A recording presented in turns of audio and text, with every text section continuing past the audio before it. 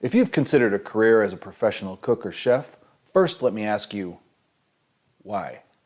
If you're one of the crazy few, like me, who are okay with a decade of hard work and long hours before even being taken seriously, or if you're not afraid to get your hands dirty, or cut, or burned, or smashed with a meat mallet, then please come in and have a look around. I'd like to introduce you to the world of running a restaurant so you can see what it's like. Not just the shiny parts you see on TV and in the movies, and not the worst parts either. I'm hoping to help you avoid being featured on an episode of Kitchen Nightmares. So welcome to Hospitable You and the Culinary Basics video series. I'll be your host for this series, Chef Jack.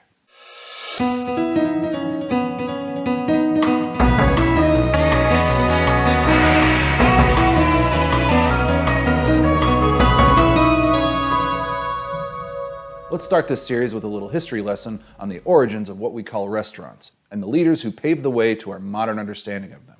As far as we can tell, humans have been providing hospitality to strangers for money as long as civilization has been a thing. The first European taberna, Latin for tavern, appeared in Greece around 2,500 years ago as a shop for the public.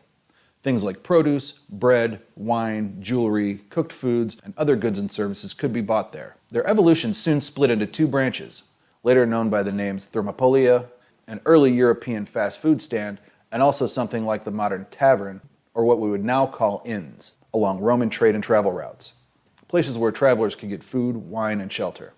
In China, where there are unbroken culinary traditions reaching back over 4,000 years, China was always ahead of the culinary curve. While the term restaurant is a French word, and what is widely considered the first Western restaurant was established in Paris in 1765, there were eateries in Song Dynasty China that would qualify for our modern definition of the word restaurant. Regardless of the ancient history, modern restaurants in the West are mostly influenced by French cooking philosophy. The very word chef is just French for chief, and they operate under very specific rules, guidelines, and hierarchies that can be traced back to the late 19th and early 20th centuries. Auguste Escoffier is the chef largely credited with organizing and codifying modern French cooking, as well as kitchen organization and pecking order. He established the brigade system of kitchen rank and file, as well as creating a standardized and extensive set of recipes that cooks and chefs could learn and build off of. His book, The Escoffier Cookbook, A Guide to the Fine Art of French Cuisine, first published in 1903, is still in print, and an essential, if dry read, for serious culinary students. With over 2,000 recipes, it is written with cooks and chefs in mind, and so leaves out crucial information that novices might not catch. Like the passage for this recipe, 1651 Viennese squab. Cut the squab chicks each into 4 pieces. Season them, dredge them, dip them in beaten egg, and roll them in breadcrumbs. A few minutes before serving, put them into hot fat, drain them, and arrange them in a pyramid form on a folded napkin. Surround with fried parsley and sections of lemon. Serve very hot. That was the entirety, the only information, beginning to end, of his listing for this recipe. A seasoned professional will be able to understand this and be able to fill in the bits that went unsaid, but a non-professional or green line cook might have some questions. Questions like, how hot should the fat be? How long should they sit in it? Should they be turned or just cooked on one side? How deep should the fat be? Are we deep frying or pan frying? What are you trying to say, you old Frenchy frog? The brigade system Escoffier is credited with devising is the kitchen hierarchy or chain of command that most restaurant kitchens are at least loosely based on. With the executive chef on top, sous chefs below that, chefs de partie below the sous chefs, referred to as line cooks most widely today, and dishwashers, prep cooks, etc. This might not sound like anything other than logical now, but in the late 1800s this stuff was revolutionary.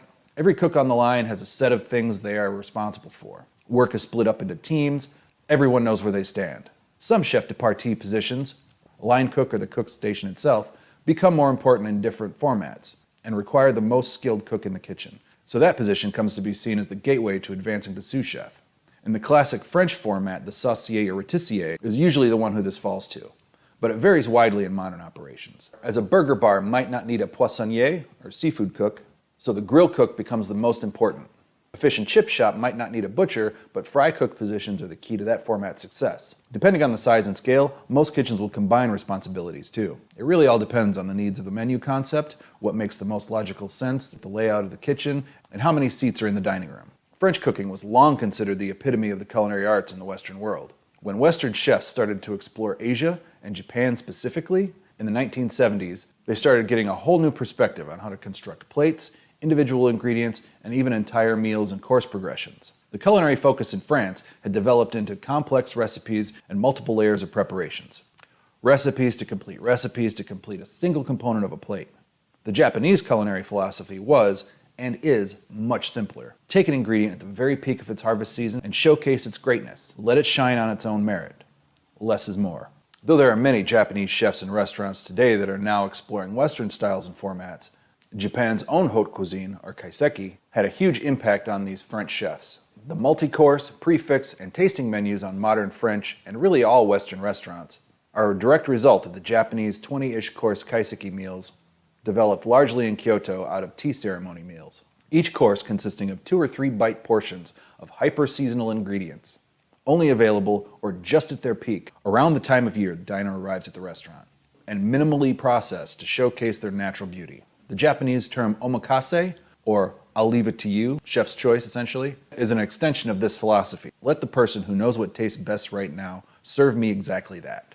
This Zen-like culinary philosophy had a huge impact on the culinary landscape that was becoming increasingly homogenized in the 70s. Much like today, it was becoming common to be able to get watermelons in Michigan in December. Never mind that they were grown in Mexico and didn't taste anywhere near as good as the local product in season. They were still available. The local markets for them started increasing, as people noticed less and less how much better they were from local sources at the height of their season.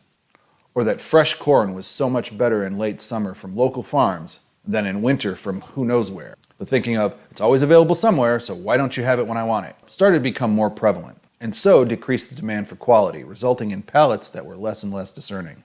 Which brings us to regionality. Regional styles can be a fascinating window into what people of a geographic area are like, what their influences are, and how they eat, not just what they eat. Regional cuisines develop largely from what is available in the area, and what season those ingredients are available. Easy enough, but it becomes even more interesting when you throw global trade, conflict, and colonialism into the mix. As horrible as some of those things are, they have still influenced just about every food culture in the world, and even entire cuisines. Take the humble tomato, an ingredient most people couldn't imagine Italian cuisine lacking. But it wasn't introduced to Europe from the Americas until the 1500s. India and Thailand didn't know chili peppers until this time either, also from the Americas. Mexico didn't know what cilantro was until it came from Western Asia. Ireland had no potatoes until they arrived from the Americas. And Jamaica had no jerk seasoning, at least not as we know it today, until curry and spices were brought from India. Japan didn't know what deep frying was until contact with the Portuguese, so no tonkatsu or tempura. Where would American cuisine be without pizza? And don't even get me started on the Philippines, a culinary tradition that has Asian, Spanish, Portuguese, American, and Polynesian influences. Vietnamese pho is another example. Thought to be a direct offshoot of the French pot au feu, an unthickened, almost soupy beef stew, reinterpreted with Southeast Asian ingredients. This stems from a time when France occupied the region, but that subject could be its own crash course history video. Also, ever had chicken tikka masala at an Indian restaurant? That dish was possibly created in England by a Bangladeshi chef using Indian techniques and spices and sold back to the East Indians as their own creation. Created in the 1960s, barely over a decade after Great Britain's 89-year-long occupation of India ended around 1947. Again, the subject for another crash course history video. For one more example, I'll point to the Xinjiang region of northwestern China. Xinjiang borders on the countries of Mongolia to the east, Kazakhstan, Kyrgyzstan, Tajikistan, and the highly disputed region of Jammu and Kashmir to the west. As such, the cuisine of this region, like the people, is a blend of the influences around it, with a basis in Chinese techniques like stir-frying, but also using many of the most common Middle Eastern ingredients like lamb, mutton, spices, bread, and olives found in the surrounding regions. Now to shift focus. There was a surge in the culinary world back in the 90s that left a lasting mark on the focus of fine dining and what could be done with food. Leaning heavily on chemistry, the new movement of molecular gastronomy started to get a lot of attention. Chefs were having new kitchen implements fashioned to accomplish culinary wizardry that in many cases made meals more interactive, turning the act of dining into a more theatrical form of entertainment, and getting diners to think about things like flavor, texture, and the way food is tied to memory in a way that had never been attempted before. Wylie Dufresne, Farron Audria, Heston Blumenthal, and Grant Achatz are all leaders in this advancement of techniques and what has become an integral part of the culinary landscape. Sous vide machines, anti-griddles, and soy lecithin are now part of standard culinary vocabulary due to the efforts of these and other chefs. The term molecular gastronomy was roughly invented by the French chemist Hervé Tisse in his PhD thesis in physical chemistry of materials titled La gastronomie moléculaire et physique. We will not be covering molecular gastronomy in this course, however. We will leave that for a later series. We bring it up here simply because it's a kind of elephant in the room. A lot of these techniques we feel are not really suited to an introductory course. Chefs and cooks should learn and master the basics and fundamentals before running off to try the flashy new techniques and gadgets. You gotta learn to crawl before you can walk or run. Building your palate and getting a solid grounding in technique and tradition is the best way to figure out how to break free from it. Health codes and guidelines are another thing that has a huge effect on the culinary industry and food cultures around the world, for more reasons than the obvious ones, like not getting your customers violently ill or worse. There's always a little risk when ingesting something, but for the most part, foodborne illness is relatively rare in this country. We're filming this in the United States. People from areas and cultures with poor infrastructure, poor or non-existent sanitation guidelines, or poor educational systems tend to have innate aversions to undercooked and raw proteins as a result. Sometimes these are lifelong refusals to eat certain things because it's deeply ingrained in these cultures that these types of preparations are disgusting for the very real threat of illness and where they are from. Some chefs tend to look down on the well-doners or even despise them a little. Taste is 100% subjective, and we in the hospitality industry are here to provide just that, hospitality. If the diner wants their burger well done, then it's our job to provide that for them. Ultimately, that's how we get paid. This is not to say the diner doesn't have to take any responsibility, though. Some dishes and cooking styles are built around undercooked and raw preparations of proteins. If a diner wants to order cooked tartare or crudo, for instance, the server or cook could probably redirect them, politely, to something else. Certain types of sushi will also not work out very well if cooked through. Tuna and salmon, for instance, are extremely fragile and flaky when cooked through, and this makes it difficult to make a piece of nigiri and have it look and eat the right way. These types of orders can also be looked at as a challenge for the cook or chef. If a guest wants to order the scallop crudo, an Italian method for serving raw proteins, usually seafood, similar to ceviche or sashimi, but they want it cooked, a seared scallop appetizer will probably work with the same ingredients. Flatly refusing these orders instead of treating them like a challenge might turn out to be a mistake if a little creative interpretation will make everyone happy and make you a better and more versatile cook. We will cover some of these topics more in depth in future front of house series. Front of house and back of house teams should not be thought of as distinct and separate, as they often are. The hospitality industry lives, breathes, thrives, or dies on these arms of the operation working as a team. Teamwork and good communication are the backbone and leading source of a restaurant's success, next to consistency. But consistency in service is probably the most important aspect of the restaurant industry. If a fine dining establishment has the greatest food in the world, but subpar or inconsistent service, they will struggle to fill seats. Unless you've built a gimmick out of horrible service that attracts enough customers to be profitable, like Dick's Last Resort being the best example, a restaurant chain where the servers are trained how to be obnoxious. On the opposite side of that coin, a place with mediocre food but impeccable service will probably thrive. People forget the food on the plate a lot faster than they forget how you treated them and how you made them feel while they were in your care. One thing that often develops in the high-stress world of day-to-day kitchen operations is adversarial relationships. Two cooks that don't get along and so try to make each other look bad in front of the chef, or a cook and a server with bad blood between them. The server will hold on to a few tickets and drop them off all at once just to slam that cook's station, or the cook pushes all of that server's tickets to the end of the rail.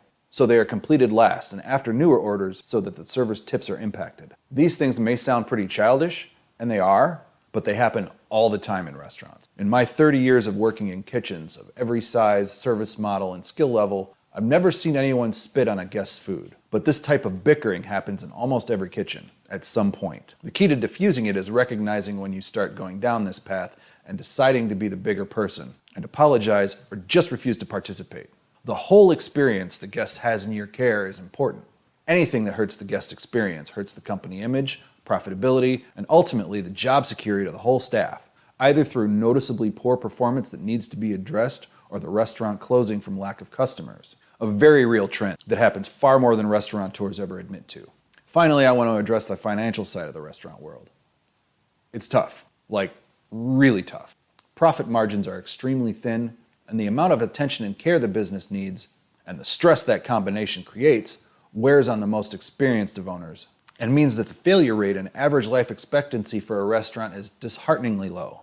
It is estimated that 60% fail in the first year, and 80% of all restaurants close in 5 years. So have an exit strategy if you plan to open one. And this might not be the best retirement plan, as a lot of people used to think. Having a place that runs itself so you can lounge at the bar all day might be the dream, but if you want the place to run at all, you will need to be involved and doing as much of the work as you can do yourself, so you don't have to pay someone else to do it. For a quick breakout of the numbers for average restaurant expenditures, let's look at a hypothetical operation that makes $10,000 a day. A dream number, but one that's easy to work with. 25% of that, conservatively, will go to food cost, so that's $2,500. 40% of that, again conservatively, will probably go to payroll, so that's another $4,000. Daily breakdown of the rent might come to $200, depending highly on other factors like location and size.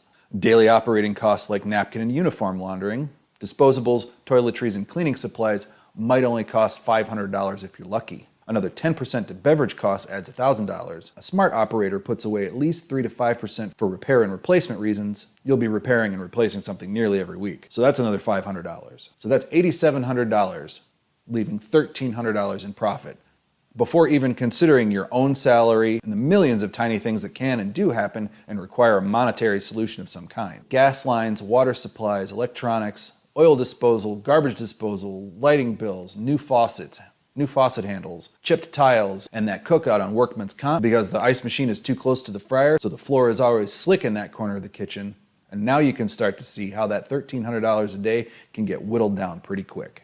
If you still aren't discouraged after all that, then maybe you've found your people. It's a long and difficult path. You'll work long hours for the rest of your career. You won't make any decent money for at least 10 years, and every day will be physically and mentally exhausting. It can also be a creatively rewarding job and give you a daily sense of accomplishment, of challenges overcome, new skills learned, deeper meanings of food and hospitality exposed. Through better or worse, high or low, glory and defeat, you can be proud of your work while being part of a wider community. One of pirates and misfits, but a community nonetheless, and one with its own secret handshakes and tells that others in the industry will pick up on. If you've heard all this and still aren't frightened away, then the world of professional cooking might be for you after all. You are in the company of some very strange and some very great human beings. Welcome home. Today we discuss the history of professional cooking, the chefs that made the biggest impact on modern restaurant cooking. We delved into what the most influential cooking styles are and why, and discovered how regional styles develop. We looked at the rise of molecular gastronomy as a modern force in professional cooking, as well as touching on health codes, or lack thereof, and how that influences and guides cooking styles and regional and cultural eating habits. We talked about service and teamwork and what they mean for the modern restaurant. Hint, everything.